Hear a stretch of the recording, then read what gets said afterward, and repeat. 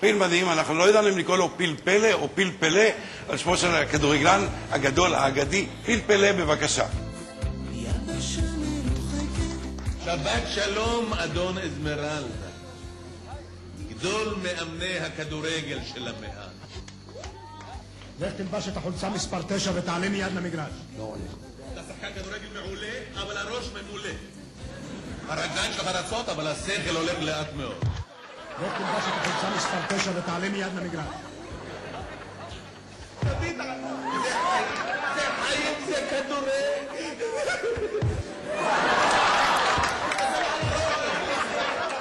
כל נגיחה שלו פגז מפרפר ברשת.